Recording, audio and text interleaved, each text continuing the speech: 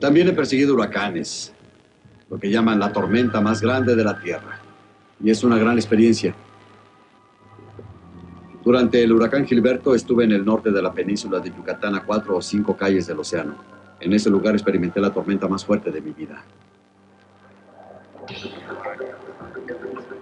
Podía verse cómo el agua circulaba por el camino como un río caudaloso. Finalmente empezaron a flotar palmeras, empezaron a flotar varios muebles. Luego la gente empezó a evacuar sus casas durante la tormenta, lo que es una locura. Pero ellos, al ver que el agua entraba a sus casas, tal vez pensaron que era el momento de irse. Así que se trasladaron tierra adentro, evadiendo los escombros voladores al mismo tiempo. Es más peligroso estar en un huracán que perseguir tornados, porque en un huracán uno está dentro de él durante horas, mientras que un tornado uno lo observa desde afuera. Siempre pienso en la siguiente tormenta, en la siguiente temporada que se aproxima. Me gustaría cazar huracanes en el Atlántico durante el verano y después ir al Pacífico y cazar tifones ahí el resto del año. Y luego ir a Australia a cazar tormentas durante nuestro invierno o el verano del sur y volver a cazar aquí tornados en primavera. Ese es el lema de los cazadores. Vivir para cazar, cazar para vivir.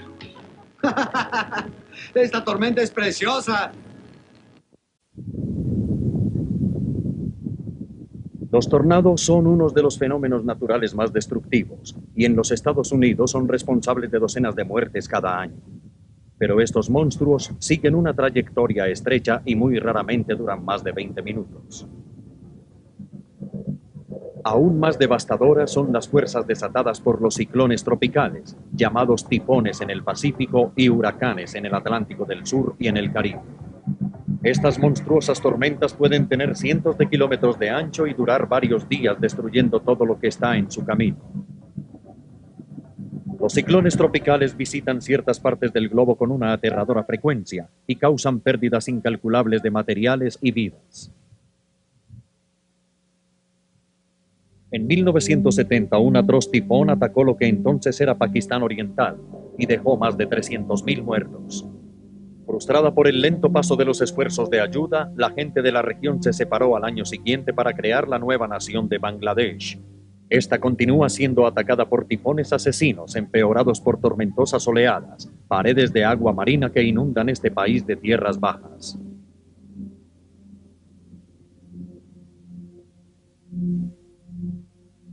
En el hemisferio occidental, las Islas Caribes y la costa sudeste de los Estados Unidos son blancos primordiales de los huracanes. El desastre natural más destructivo en la historia de los Estados Unidos fue el huracán Andrés. El frente está acercándose a la costa. Ahora comienza un largo periodo de 12 a 16 horas en el cual vamos a sentir la fuerza brutal del huracán.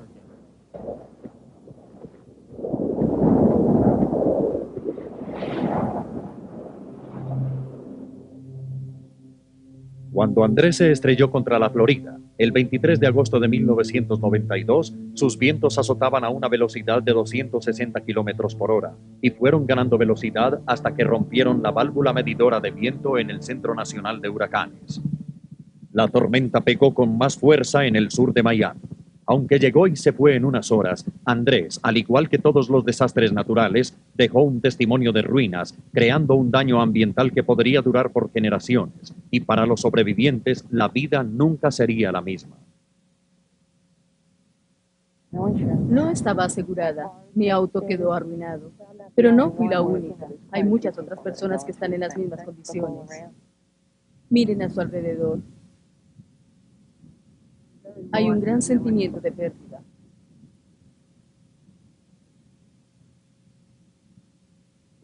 Fotos de mi familia. Esa es mi sobrina y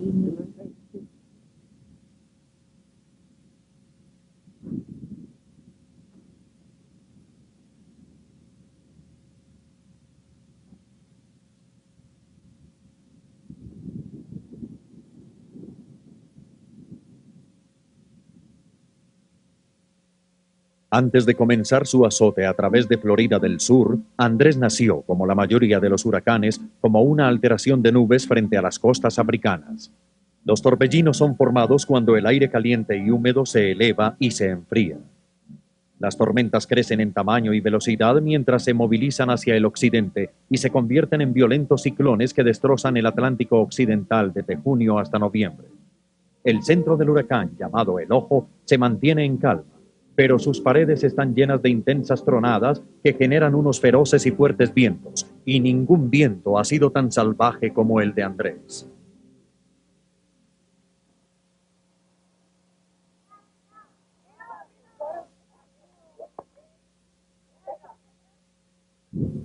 La tormenta dejó 62 muertos y asoló varias partes de Florida del Sur. Este huracán causó más destrucción de propiedad que cualquier otro desastre natural en los Estados Unidos. Estamos hablando de entre 15 y 30 billones de dólares. Pudo haber sido peor. Andrés no azotó el densamente poblado centro de Miami a solo 32 kilómetros. Aún así, 160,000 personas tuvieron que evacuar sus hogares.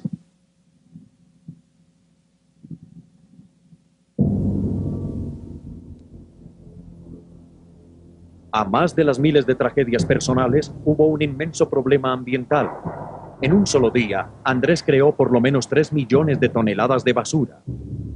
Había restos suficientes que se podrían haber utilizado como combustible que calentaría a más de 100 lugares y algunos durante todo el día.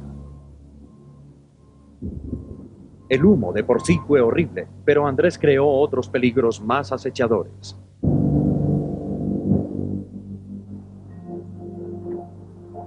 La especialidad de Mike Palmer es la de contener derrames peligrosos y tóxicos. Después de Andrés, él y su equipo buscaron peligros caseros por todas las vecindades. Hay que ver lo que normalmente contiene una casa. Los químicos comunes que en ella se encuentran, como, ya sabe, un poco de acetona o una lata de líquidos para frenos, y esto para quitar las manchas. Bueno, uno diría, ¿y eso qué importa? ¿Qué tan malo puede ser eso para el ambiente? Mire, si yo abriera esto, lo derramara en el suelo, ¿contaminaría toda el agua subterránea de toda esta área? No, probablemente no lo haría. Pero no tenemos eso aquí. Lo que sí tenemos son pequeñas cantidades en cada casa. Y si este equipo llega y por casualidad rompen estos contenedores y se derrama lo que contienen, eso sí sería demasiado.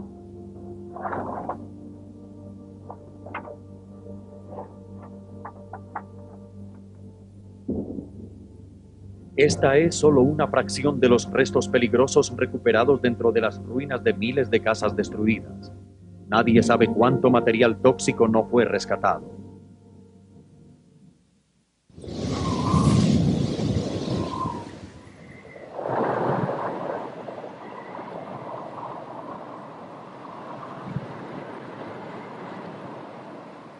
A roaring vortex of winds, up to 1,000 miles wide, gusting at over 200 miles per hour. This is a hurricane.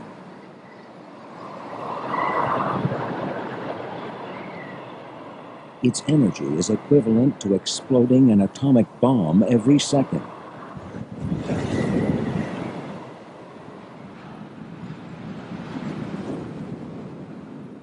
Hurricanes are the costliest natural disasters on Earth, and they claim more lives than any other type of storm.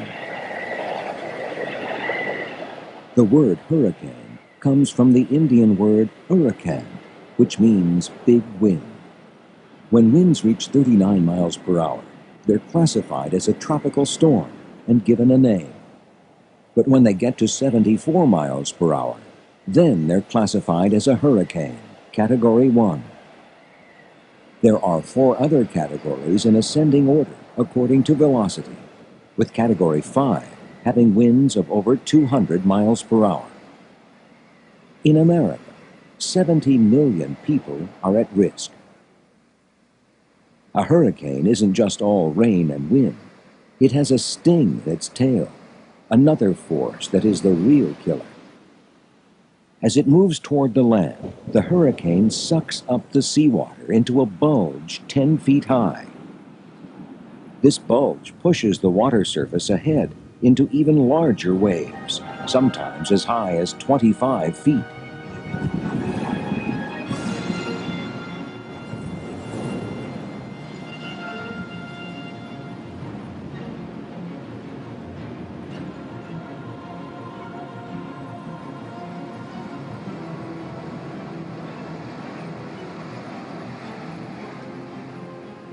This is called the storm surge, and it's the hurricane's deadliest weapon.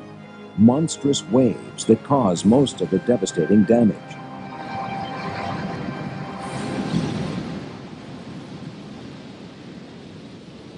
The storm surge is responsible for 90% of all hurricane deaths. The life cycle of a hurricane begins a long way off, in Africa. Heavy rainfall is a hurricane's first food. It spawns weak storms off the coast of Senegal in West Africa. Usually they dissipate and die. But as the ocean heats up between June and November, these squalls begin the transformation from simple storms to raging beasts. As the summer sun heats the ocean, sea temperatures can climb above 80 degrees. Winds blowing across the water scoop up heat and transfer it into the storms. The warm ocean acts like a hurricane incubator. Heated air rises as a column high into the atmosphere and creates giant thunderclouds. As the column of air lifts up, it sucks in air from the sea surface, like the suction of a giant vacuum cleaner. That suction then pulls in nearby winds into the rising column. The clouds thicken, and it rains. A storm builds, and the air rushes upward to a great height, 6 miles above the ocean surface.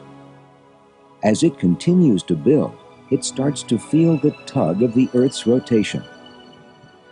Because the Earth spins, the Coriolis force whirls the winds like a spinning top, sending the storm spiraling off across the ocean. As the monster continually sucks up more warmth and moisture from the sea, it grows even larger, feeding like a hungry animal. A hurricane is more than high winds and monstrous waves. It's rain, too, in terrifying proportions. As the energy is sucked up, the winds shoot up and over the top of the hurricane and fall down a hole in the center called the eye of the storm. This is the strangest part of a hurricane. A column of air between 5 and 30 miles wide, so calm that you can see straight through it up to the sky above.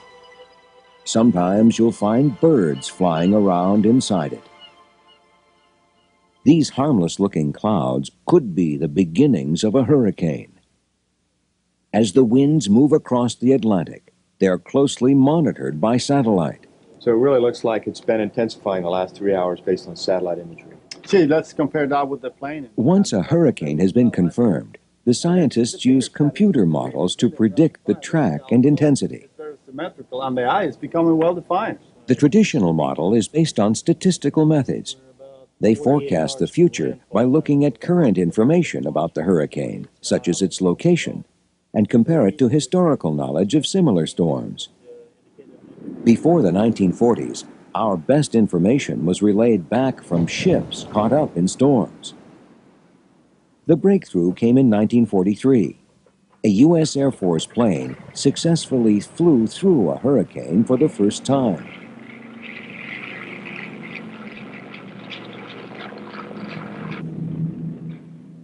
New information, such as temperature and wind speeds, could now be analyzed by the meteorologists.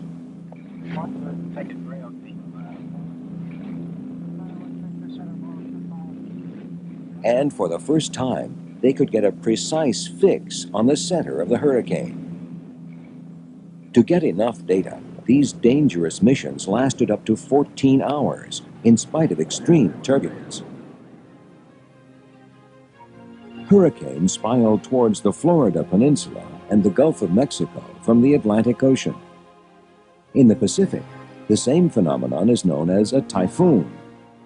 In the Indian Ocean and around Australia, it's called a tropical cyclone. Seen from the space shuttle, a hurricane is a tight anti-clockwise spiral of clouds centered around the eye of the storm. In 1938, a hurricane smashed into the coast of New England with no warning. It was so powerful that it pulverized the coastline into a new shape and killed 600 people. But the most deadly natural disaster in American history occurred in 1900. Thomas Edison captured the aftermath using the newly invented movie camera. Early on the morning of the 18th of September, the resort town of Galveston, Texas, was hit by a hurricane. And by nighttime, half the city was underwater. Wind speeds estimated at over 110 miles per hour sent a 5-foot tidal wave through the town. The death toll was estimated at 12,000.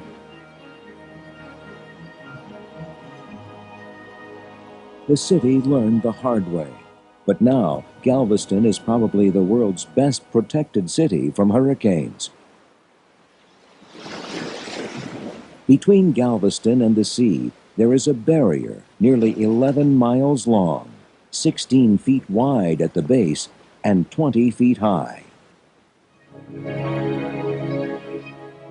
It used to be a tricky business forecasting when, where, and at what speeds a hurricane would hit.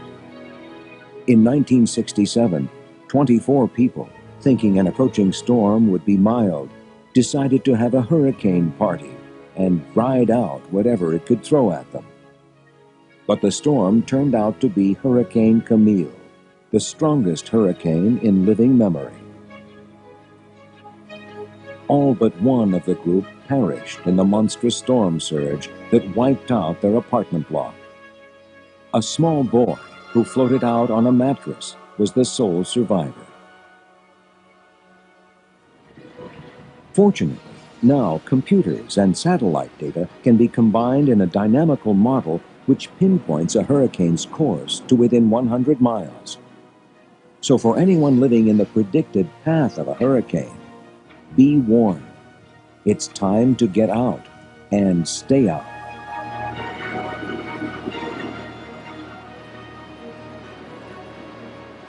A Category 5 hurricane is so strong it releases enough energy to supply the power needs of the United States for the next 100 years.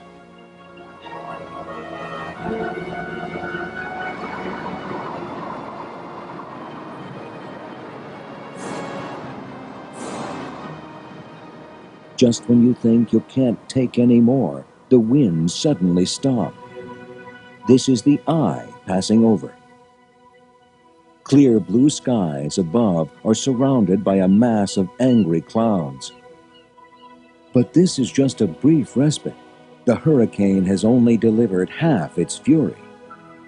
People often make the mistake of assuming the eye is the end of the storm. It's a tragic mistake. The eye passes, and the most powerful winds ravage the area from the opposite direction.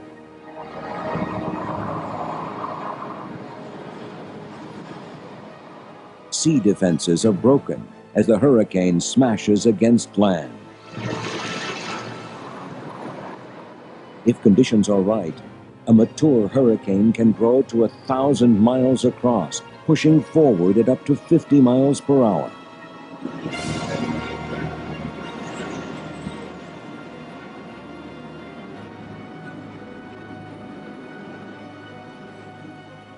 Eventually, the hurricane reaches old age.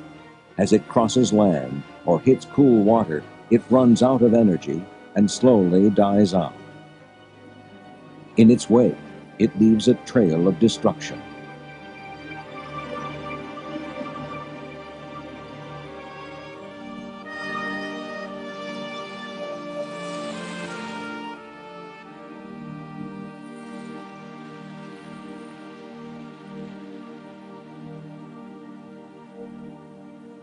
Thankfully, as the art of forecasting has improved, the death toll has fallen dramatically. When Hurricane Andrew devastated southern Florida in 1992, more than 1.5 million people were successfully evacuated. There were only 13 deaths. But the danger may be increasing again.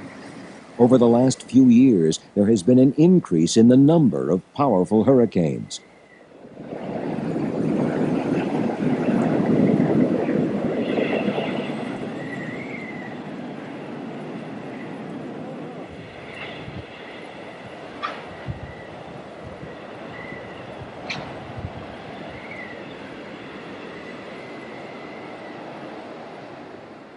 Andrew caused over $20 billion worth of damage, the costliest natural disaster in world history.